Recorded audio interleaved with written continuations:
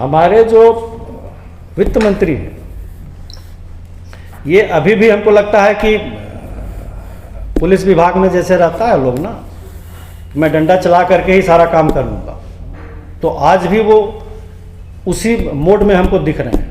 कल जिस प्रकार रात में 10 बजे मुझे मीडिया के कुछ लोगों ने ही रांची से ही फ़ोन किया कि सरकार ने एक चिट्ठी निकाली है जिसमें कि उन्होंने एक हवाला दिया है और उसके तहत हमारे बंदी को अवैध घोषित किया है। उसके कारण हमें तकलीफ हुई, बहुत परेशानी हुई, क्योंकि छोटे छोटे डीलर भी हैं, बहुत सारे प्रदेश में हैं जो नए पंप, जिनका नया पंप बना है, बहुत छोटे डीलर हैं, उनके बीचों में एक गलतफहमी पैदा होगा। पता नहीं सरकार क्या कार्रवाई कर देगी, अवैध घोषित कर दिया है। क्या लोकतंत्र में अपनी आवाज़ को उठाना गैरकानूनी है? पिछले 20 दिन से हम लोग उनसे डिमांड कर रहे हैं, बात कर रहे हैं, और उसके बाद 12 घंटा का हम लोगों ने बंद कॉल दिया है। ये कैसे गैरकानूनी हो सकता है?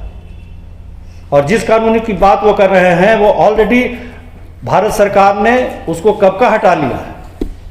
पेट्रोलियम प्रोडक्ट आज के तारीख में उसके दायरे में नहीं है। जब से इसमें प्राइवेट प्लेयर आए हैं, इसको उससे बाहर कर दिया गया है। जो कानून है नहीं, उस कानून की धमकी वो दिखा रहे हैं। कार्रवाई करे सरकार, हम तो तैयार हैं, हमारे पेट्रोल पंप का लाइसेंस रद्द करें। हम 1400 पंप के लाइसेंस सरेंडर कर देंगे सरकार को। सरकार एक के ऊपर कार्रवाई क्यों करेगी? 1400 पेट्रोल पंप से हम लोग लाइसेंस सरेंडर कर देंगे। रखे सरकार पंप, उनको हम लोग जिम्मा लगाते हैं, डीसी कलेक्टर चलाएंगे पंप को, पंप हम उनके हवाले कर देंगे, वो चलाएं। तो धमकी नहीं देना चाहिए किसी भी चीज को। लोकतंत्र में सबको अधिकार है अपनी बातों को कहने के लिए, और ये तो जनता से जुड़ा हुआ इशू है।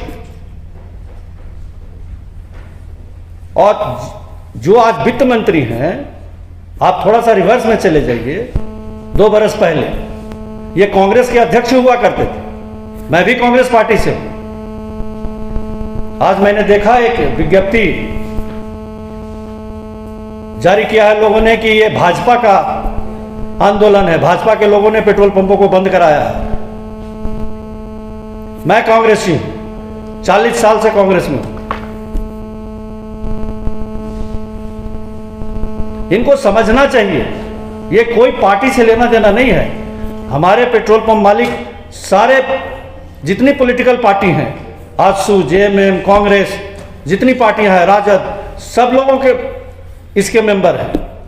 लेकिन जहां हमारा संगठन का हित है, वहां हम संगठन को देखते हैं, वहां पॉलिटिकल हमारा कोई लेना देना नहीं है।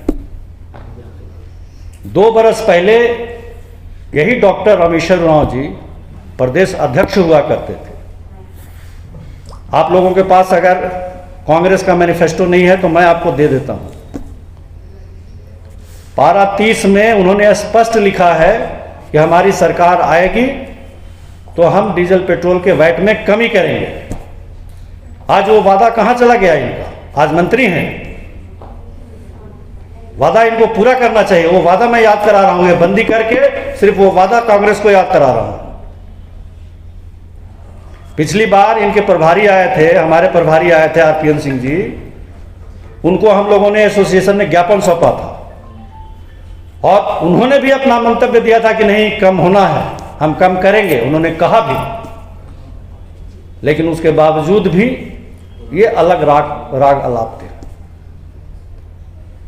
ये चीज समझ, और जब हम डेटा दे रहे हैं उनको कि आपको कम करने से मुनाफा है, सरकार को राजस्व की आप बात करते हैं, अगर राज्य हित में आप राजस्व की बात करते हैं तो आप कमेटी बनाइए ना। हम तो कमेटी की ही बात कर रहे हैं, ये क्रॉस द टेबल कमेटी बनाइए, बैठिए, ऑयल कंपनी के लोग, सरकार के लोग और हम लोग बैठते हैं। जो आंकड़ा हम कह रहे हैं, आप विधानसभा में कोई आंकड़ा देते हैं, मेरे पास कुछ और आंकड़ा है, मिलान करिए।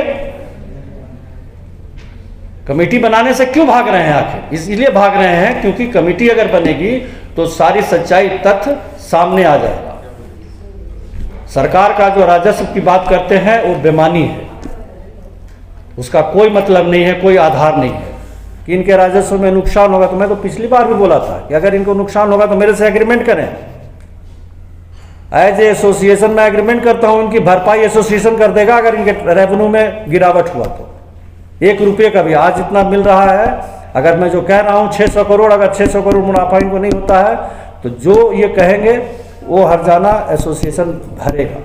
जब आप तो कांग्रेस, जेएमएम और राजद के जितने विधायक हैं, एमपी हैं और सीनियर लीडर हैं, हो सकता है विधायक नहीं है लेकिन सीनियर लीडर हैं, उनके प्रदेश अध्यक्ष हैं, झारखंड मुक्ति मोर्चा के प्रदेश अध्यक्ष श्रद्धेय गुरुजी, सारे लोगों से हम लोग का डेलीगेशन मिलेगा और उनसे जानने की कोशिश करेगा कि भाई आप संगठन के मांगों से सहमत हैं कि नहीं हैं। अगर सहमत हैं तो फिर आप मेरे समर्थन में एक खत सरकार को लिखें, जैसे दीपिका जी ने लिखी थी।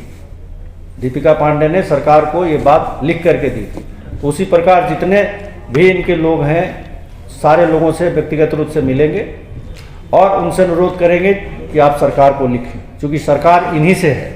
अगर सारे पार्टी के लोग कहते हैं कि नहीं ये चीज़ कम होना चाहिए तो निश्चित रूप से सरकार इसको घटाएगी, ऐसा मेरा मानना है। उसके बाद अगले वर्ष 8 या 9 तारीख को हम लोग एक प्रदेश स्तरीय बैठक करेंगे जिसमें आगे की रणनीति तय करेंगे।